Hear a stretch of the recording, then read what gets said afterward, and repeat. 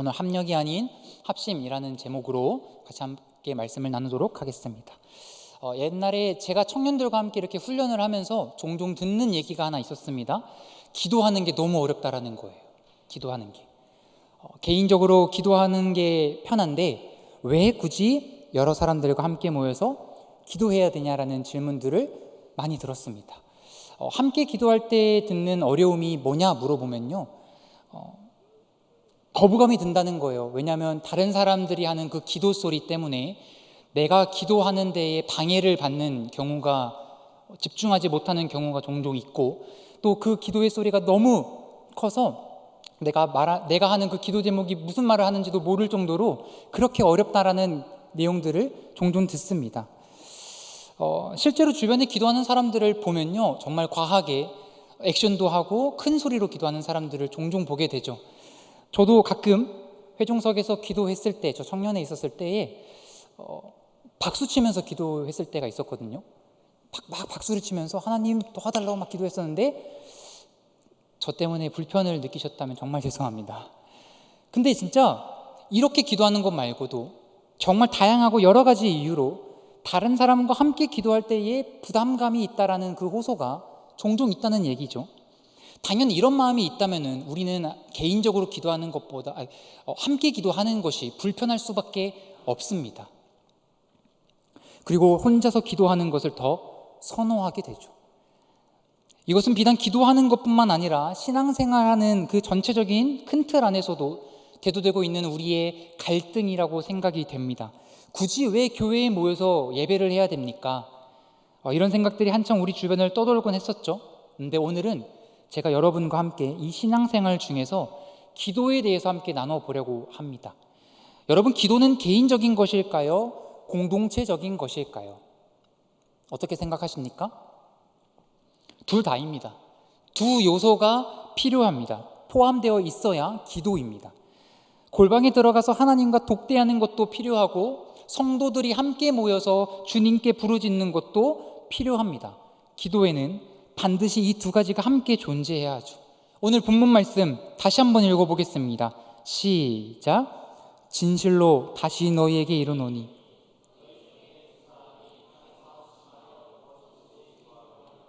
하늘에 계신 내 아버지께서 그들을 위하여 이루게 하시리라. 두세 사람이 내 이름으로 모인 곳에는 나도 그들 중에 있느니라. 아멘.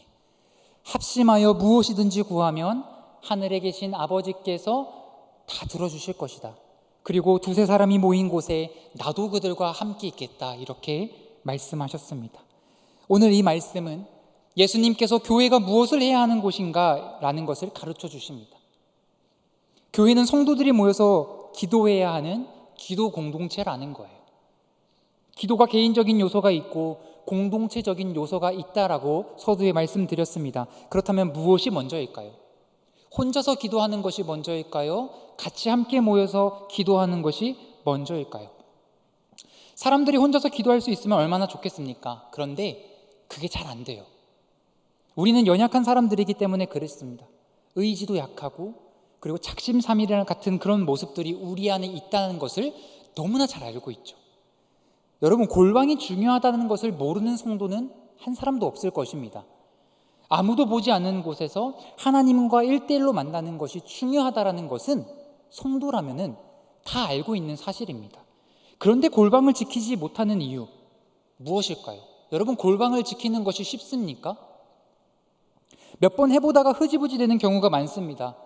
혼자서 기도를 시작하는 것이 그만큼 어려운 거예요. 여러분, 기도를 어떻게 배우셨습니까? 어느 순간 내가 예수를 구주로 영접하는 그 순간 갑자기 내가 하나님께 부르짖는 그 기도가 잘 되던가요? 사실 신앙은 그렇게 배워지는 것이 아닙니다. 누군가의 기도를 보고 듣고 그렇게 함께 기도하면서 배우게 되는 거죠. 저도 그랬던 것 같아요. 어렸을 때에, 주일학교 때에 기도를 하자 앞에서 선생님이나 전도사님이 그렇게 말씀을 하시면요, 일단 눈부터 떴습니다.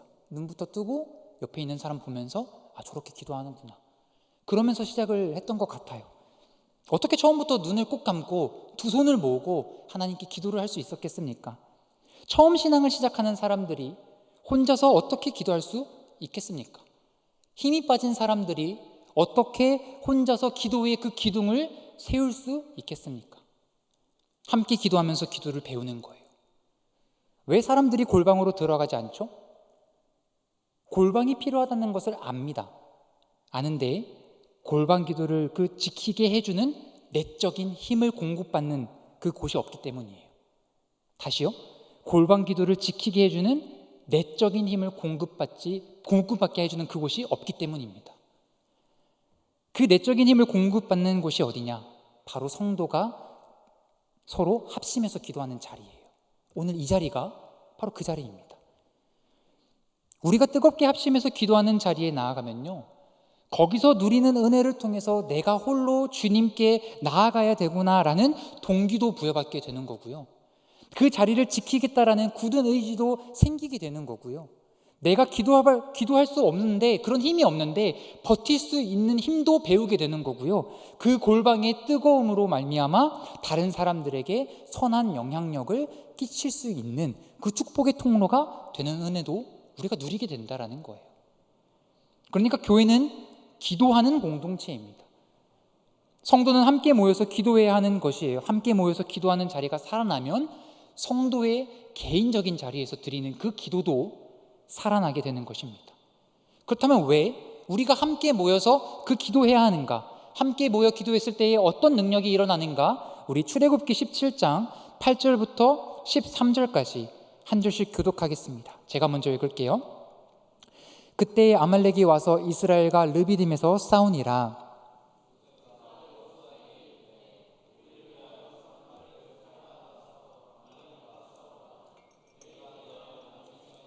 손에 잡고 산 꼭대기에 서리라. 여호수아가 모세의 말대로 행하여 아말렉과 싸우고 모세와 아론과 훌은 산 꼭대기에 올라가서 손을 들면 이스라엘이 이기고 손을 내리면 아말렉이 이기더니 모세의 팔이 피곤함에 그들이 돌을 가져다가 모세의 아래에 놓아 그가 그 위에 앉게 하고 아론과 훌이 한 사람은 이쪽에서 한 사람은 저쪽에서 모세의 손을 붙들어 올렸더니 그 손이 해가 지도록 내려오지 아니한지라. 여호수아가 칼날로 아말렉과 그 백성을 쳐서 무찌르니라. 자, 출애굽한 이스라엘 백성이 아말렉이란 강한 적을 만났습니다. 이스라엘 족속과 그 아말렉이란 족속이 전쟁을 하게 된 거예요. 그 이스라엘의 선봉에는 여호수아가 이스라엘 백성 중에 몇몇을 선별해서 전쟁터로 나갔습니다.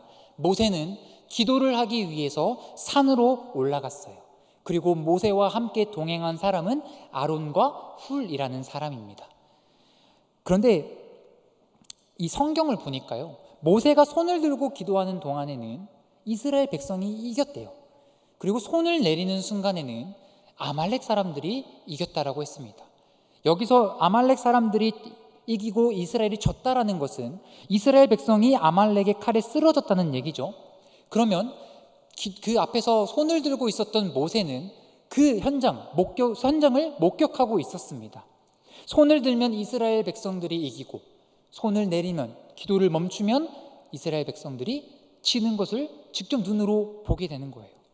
그런데 문제가 무엇이냐면 모세가 지쳐서 손을 계속 들고 있을 수 없었다라는 것입니다.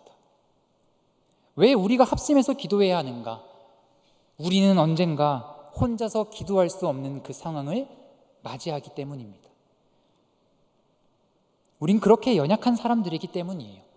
하나님으로부터 사명을 받은 모세였습니다. 그 거대한 애굽의 군대 앞에서 이스라엘 백성을 구원한 모세마저도 스스로 손을 올릴 수 없을 만큼 지친 상황을 만났다라는 거예요. 손을 내리면 이스라엘 백성이 죽어가는 것을 눈으로 볼 수밖에 없었습니다. 그런데도 기도할 수밖에 없는 그 상황을 만났다라는 거예요. 그런데 옆에 누가 있었습니까? 아론과 훌이 있었죠. 아론이 누구입니까? 금송아지의 주범이에요. 그의 믿음, 그의 어떤 영성, 모세하고 비교가 되지 않습니다. 훌은 어떻습니까? 이 사람도 역시나 모세와 비교될 수 없는 사람이에요. 그럼에도 그들이 모세의 팔을 들어주었다라는 것은요, 저 사람 믿음이 없는데 내가 저 사람과 함께 기도했을 때에 대체 무슨 유익이 있는가? 아무 의미가 없지 않는가? 아니란 말이에요. 함께 기도하는 것에 의미가 있다라는 것입니다. 왜냐하면 우리는 언젠가 스스로 팔을 올려서 기도할 수 없는 그 상황을 맞이하기 때문에 그렇습니다. 이것이 합심 기도를 해야 하는 이유입니다. 아론과 훌이 모세와 비교할 수 없는 그 대상임에도 불구하고 모세의 팔을 들어 올림으로 이스라엘 백성이 승리할 수 있었다라는 사실은 우리는 우리보다 연약한 자의 도움을 받고 끝까지 기도할 수 있다라는 교훈을 발견하게 되는 것입니다. 이것이 우리가 오늘 모여서 기도하는 이유 아니겠습니까? 우리가 살펴보고 있는 그 본문 마태복음 말씀을 다시 한번 보겠습니다. 그렇다면 두세 사람이 모여서 합심하는 기도에는 어떤 의미가 있을까? 이것은 어떤 기도의 방식에 초점을 맞추었다기보다는 기도의 본질을 더 깊이 이해하고 있어야만 하는 것이다 라고 말씀하는 거예요. 예수님께서 이 말씀을 독립적으로 하지 않으셨습니다. 만약에 다른 어떤 가르침 없이 이 말씀만 하셨더라면요, 두세 사람이 모여 기도했을 때 반드시 응답이 잘 될 것이라는 가르침이 될 것입니다. 그런데 다른 가르침을 주고 계시는 중에 이 말씀을 하신 것이라면 그 의미는 완전히 달라지게 되는 거예요. 예수님께서 이 말씀을 하시기 전에 어떤 내용들을 가르쳐주고 계셨습니까? 마태복음 18장 서두에서부터 보면요, 제자들이 천국에서 누가 더 큰지 예수님께 여쭤봤습니다. 그에 대한 예수님의 대답은 뭐예요? 한 어린아이를 데리고 와서 이 아이처럼 낮아지고 예수님의 이름으로 이 아이를 영접하는 자, 그래야만 된다고 답하셨습니다. 또 누군가를 실족하게 하거나 자신의 신체 중에서 하나라도 범죄하는 일에 가담했다면 그것을 빼어버리라는 무시무시한 말씀도 하셨습니다. 그리고 잃어버린 양의 비유를 하시면서 99마리의 양보다 그 한 마리, 잃어버린 한 마리의 양을 찾는 것이 바로 하나님 아버지의 뜻이라는 것을 덧붙이셨습니다. 교회는 하나님의 뜻으로 확정되고 유지되는 공동체가 되어야 한다는 것입니다. 우리의 기준으로 판단하고 세워간다면 인간적으로 더 크고 화려한 몸이 될 수 있습니다. 그러나 하나님을 멀리하는 곳에 성령님이 계실 수 없죠. 작은 자를 얻기 위해 힘쓰고 공동체 안의 죄를 바르게 다스림으로 하나님의 뜻에 가까워지는 교회가 되어야 한다는 것입니다. 그리고 그 모든 말씀의 결론으로 18절은 이렇게 말씀합니다. 진실로 너희에게 이르노니 무엇이든지 너희가 땅에서 매면 하늘에서도 매일 것이요 무엇이든지 땅에서 풀면 하늘에서도 풀리리라. 땅에서 매고 하늘에서 푸는 것이 무엇입니까? 바로 앞에서 얘기하셨던 스스로 먼저 낮아지는 일입니다. 어린아이를 잘 대접하는 일입니다. 잃어버린 양을 찾기 위해 힘쓰는 일입니다. 범죄한 형제를 용서하고 그가 회개케 하는 일까지 인도하는 일을 말합니다. 이를 위해서 열심히 기도할 때 하늘에서도 용서와 긍휼을 베풀어 주신다고 말씀하고 있는 거예요. 쉽게 말하면요, 우리가 땅에서 하는 행동이 하늘에서도 동일하게 적용된다라는 것입니다. 예수님께서는 지금 세상에서 복음을 전하며 그들을 구원의 길로 인도하는 일에 합심 기도가 얼마나 중요한지, 교회 공동체의 역할이 얼마나 중요한지 가르쳐주고 계시는 거예요. 여러분, 합심은 말 그대로 기도하는 두세 사람이 함께 같은 마음을 모으는 것을 이야기합니다. 단순히 기도하는 힘을 보태기 위해서 여러 명이 모이는 것이 아니에요. 그것은 그냥 힘을 모으는 합력에 불과합니다. 단순히 교인들이 모여서 함께 기도하는 것이 합심 기도라면 가능한 한 많은 사람들이 모이는 것을 하나님께서 기뻐하시겠죠. 그러나 더 중요한 것은 한 마음 한 뜻으로 기도하는 것이 주님께서 원하신다라는 것입니다. 역대하 7장 14절의 말씀 같이 읽어봅시다. 시작. 내 이름으로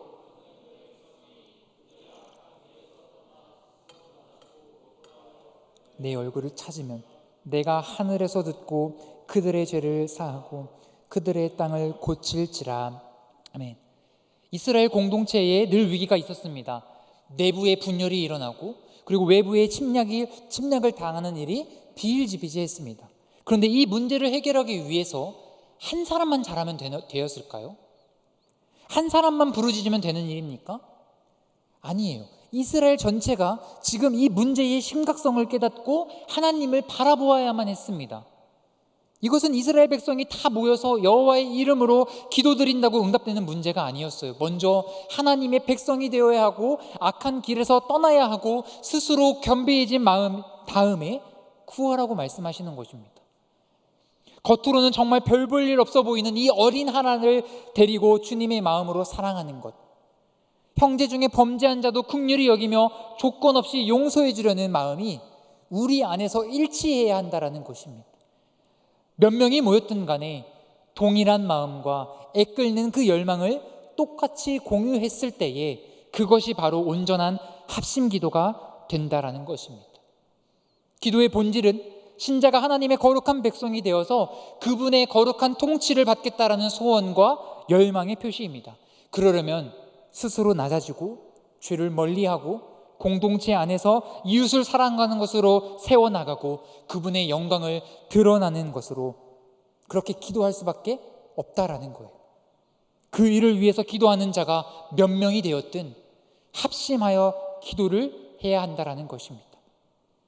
그렇다면 우리가 합심하여 기도할 때에 어떤 일이 일어나는가? 정말 많은 일들이 있을 수 있겠지만 대표적으로 교회와 성도가 합심했을 때에 경험할 수 있는 능력을 세 가지로 정리해 보려고 합니다. 먼저는 사도행전 2장 1절과 4절의 말씀입니다. 한 절씩 교독하겠습니다. 오순절 날이 이미 이름에 그들이 다 같이 한 곳에 모였더니 호련히 하늘로부터 급하고 강한 바람 같은 소리가 있어 그들이 앉은 온 집에 가득하며 마치 불의 혀처럼 갈라지는 것들이 그들에게 보여 각 사람 위에 하나씩 임하여 있더니 그들이 다 성령의 충만함을 받고 다른 언어들로 말하기를 아멘. 성령이 성도들에게 임하는 장면이죠. 바람처럼 불처럼 그 임하신 성령으로 말미암아 누구도 부인할 수 없을 정도로 많은 사람들이 성령 충만함을 받았습니다. 그들이 배워보지도 못한 방언을 말하기 시작한 거예요. 그래서 하나님의 그 크심과 복음을 증거하기 시작했습니다. 그들이 무엇을 하다가 성령 충만을 받았습니까? 그들이 모여 있었는데요, 단순히 파티를 한 게 아니죠. 사도행전 1장 13절에서 14절을 보니까 예수님의 제자들과 여인들이 마음을 같이하여 오로지 기도에 힘썼다 이렇게 기록했습니다. 그 무리가 무려 120명이나 됩니다. 기도하는 가운데 성령이 충만히 임하신 것입니다. 이것이 바로 합심기도의 능력이에요. 성령 충만이 이루어지는 통로가 되는 것, 이게 바로 합심기도의 능력이라는 거예요. 그러면 혼자서 기도하면 성령이 임하지 않는가? 그런 게 아니라요, 우리가 함께 모여서 기도할 때에 내 스스로 경험할 수 없는 그 영적인 사건들이 우리 가운데 일어날 수 있다라는 것입니다. 120명의 사람들 가운데 이름이 알려지지 않는 사람들도 분명히 있었습니다. 그 무리에는 다양한 사람들이 모여 있었겠죠. 믿음이 뜨거운 사람도 있었을 것이고 믿음이 연약하여서 갈팡질팡 두려워하는 사람도 있었을 것이고요, 베드로처럼 정말 우직하고 담대하게 나아가고자 하는 사람도 있을 뿐만 아니라 자신의 그 부르심에 의심을 하고 주저하는 사람도 분명히 있었을 거예요. 그런데 함께 기도할 때에 베드로, 야고보, 요한 같은 사람만 성령 충만함을 받은 것이 아니라 이름도 알려지지 않은 성도들조차 성령의 충만함을 받았다. 그래서 방언을 말하기 시작했다. 이렇게 기록하고 있습니다. 성도가 합심해서 기도할 때에 어떤 일이 있느냐? 성령이 역사하기 시작하는 거예요. 그러면 우리가 성령을 경험하려면 어떻게 해야 됩니까? 합심하는 그 기도의 자리에 나와야 합니다. 그 자리가 오늘 이곳이에요. 오늘 우리가 이곳에서 합심하여 기도할 때에 성령의 충만함이 주어지는 것을 믿으시길 주님의 이름으로 축복합니다. 또 다음으로 볼 수 있는 기도의 능력, 사도행전 13장의 말씀입니다. 제가 1절부터 3절까지 한 절씩 교독합니다. 안디옥 교회의 선지자들과 교사들이 있으니 곧 바나바와 니게르라 하는 시므온과 구레네 사람 루기오와 분봉왕 헤롯의 젖동생 마나엔과 및 사울이라. 주를 섬겨 금식할 때에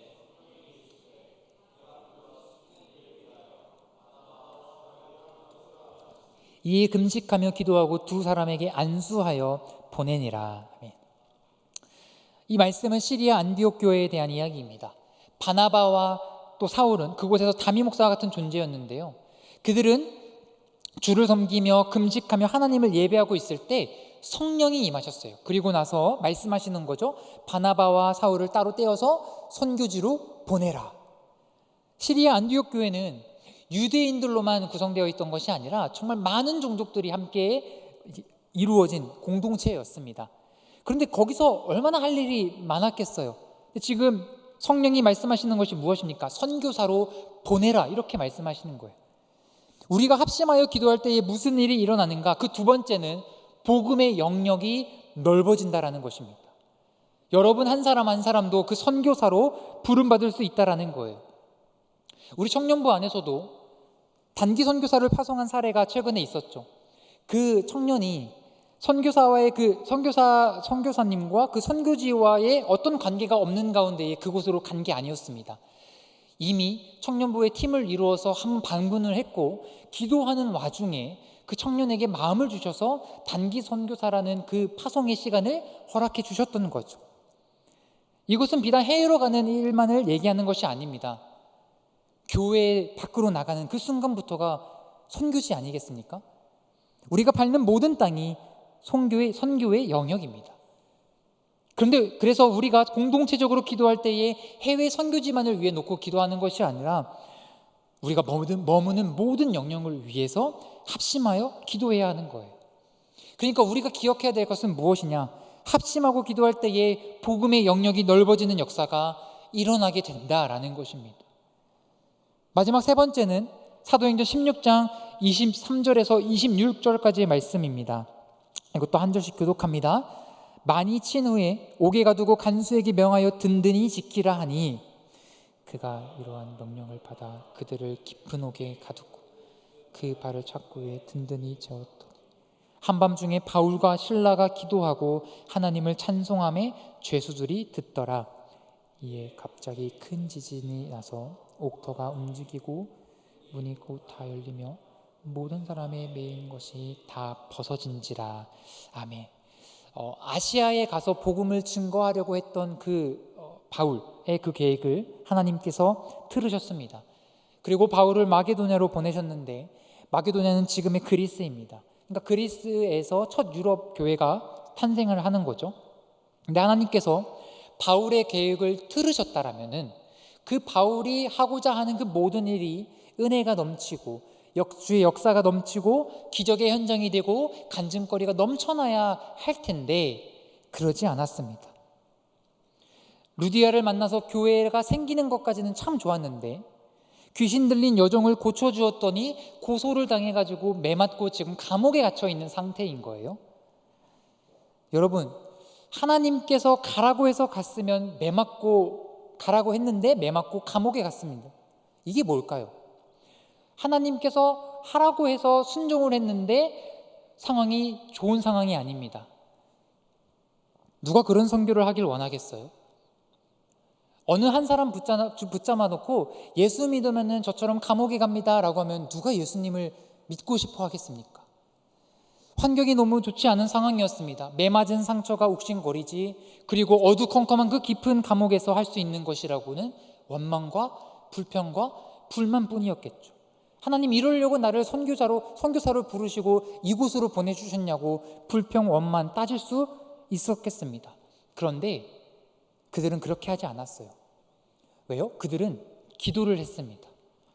왜 우리가 합심하여 기도해야 하는가? 그 세 번째는 합심하는 기도를 했을 때에 그 순간 인생의 가장 어둡고 고통스러운 자리가 예배하고 찬양하는 자리가 될 뿐만 아니라 그 기도를 통해 사슬이 끊어지는 역사가 일어나기 때문입니다.